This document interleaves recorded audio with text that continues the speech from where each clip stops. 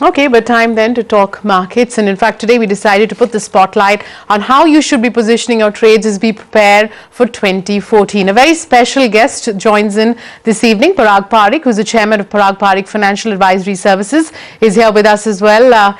Thank you so much, Parag, for taking time out for us. As we head into 2014, what is it that you're preparing for? What's the investment environment you think going to look like next year? First is thank you for giving me an opportunity to talk to you. And 2014, how it's going to be, I'll tell you, my guess would be as good as your guess. It's very difficult to say because we are going to be in very turbulent times. We're going to have the elections, and this time the way the elections would be sorting out is going to be quite different than every year when we have elections. The UPA government not coming to power is a foregone conclusion. Even the leaders like Manishankar Iyer, they have been saying that. So I think talking about the UPA coming to power or not is not the decision maker. The idea would be who would come, what chaos would be there, and what would come out from those elections. Parag, what's the best case or the worst case scenario which can be played out from the market standpoint? What would you watch? I would say that whatever party comes to power, or whatever the euphoria in the market is, you are not going to get a bull run which is going to be where all the stocks just start going up. It's going to be certain companies which have good bases, which are fundamentally right, a good business model, they will do well. But companies which are having big structural problems, which are heavily debt laden, companies which have done really well because of their political masters and all, I don't think those companies will even improve if any government comes to power. So you mean that investors should not really expect a synchronized up move in stocks, and hence more stock specific moves are expected? You have to, it be in certain stocks, certain sectors. Like if you ask me what will happen to the infrastructure, the real estate sector, I don't think still, if there is a bull run also, these companies have too many structural problems for them to really come out. So how is it that you're approaching stock picking right now? Give us an idea on how investors should go about doing this, because the past few years, several stocks have remained low even when their businesses actually have grown.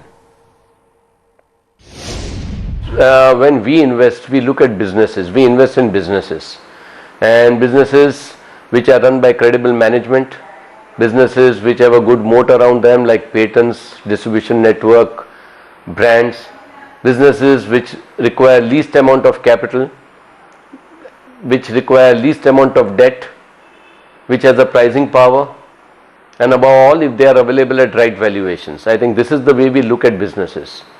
So I don't know which stock will go up tomorrow or not, but one thing I know, that if I have chosen the right businesses, like what you just mentioned, that certain businesses, even though the profits and sales are going up, the stock price is not going.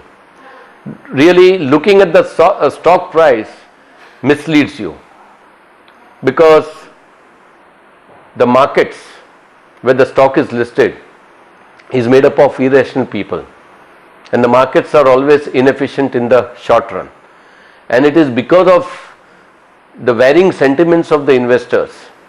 A stock which may be good also could be beaten down.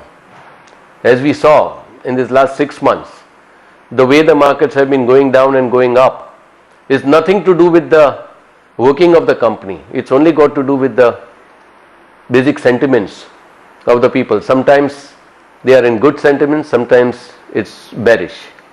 Parag, since we are talking about sentiment, what is it that HNIs are saying to you? I'm sure you talk to a whole handful on a daily basis. What's their mood like? See, when you are talking about those people who are thinking whether they'll return or they'll shy away, they think they really don't form a part of my client portfolio, because those are the traders. Because you cannot be running after markets, you got to have conviction in the markets.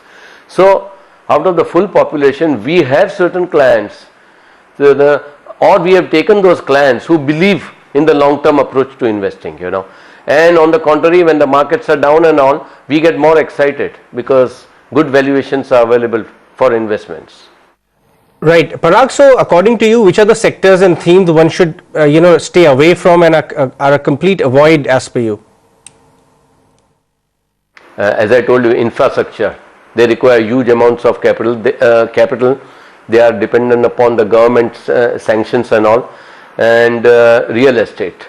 As far as real estate is concerned, there also builders have become actually investors, and today there is so much of property which is built up and the prices are just going up, thinking that there is a demand. No doubt there is a demand, but you have to also understand whether those people will be able to pay up the price. Even taking a loan, a couple working, even if they take a loan and buy a house, the way the real estate prices are, where the interests are, you think they'll be able to really live a proper life after paying the installments? It's very difficult. Right. Tell us about some themes where investors should research on and find good investing ideas. See, as I told you, we go with a bottom-up approach. So we really don't look at the sectors. Now, this is typically what happens in the markets. When a sector is hot, you have a lot of companies coming with IPOs in a hot sector, and then also you have mutual funds coming out with names like real estate fund, infrastructure fund. Now, when you are going with a hot sector, or where everyone feels that the sector is going to be hot, what happens is you are buying a fancy. When you buy a fancy, you pay a fancy price for it, and when the fancy ends, you have a fancy loss. That's all. So we are this thing with a bottom-up approach. We are really looking at the fundamentals of a company we are investing in. Parag, since fancy seems to be the word, a stock that's really caught everyone's fancy today has been GSK. Not just that, but even MNC stocks have perked up in trade. What's your view on, multinational company stocks in India? Several of them have been your favorite for a while as well. Not today. They did make a difference about 10-15 years back when they were available at good valuations. Today what has happened is, because the markets are down and there are no other stocks which are going up, only the Ferra stocks, you call them, like Nestle's, the Hindustan Lever's, fast moving consumer goods, when they are going up, fund managers think it's better to be invested into those stocks because it gives them the level of comfort, and they don't want to take a bet outside that. But if you ask me, those stocks available at 45-50 times earnings and all, I don't consider them as cheap. Parag, thank you so much for taking time out for us. Such a pleasure chatting with you. Parag Parikh there, talking to us about, of course, what he's making of 2014 and what themes and sectors look good to him at this point. All right, on that note, let's take a short break, but up ahead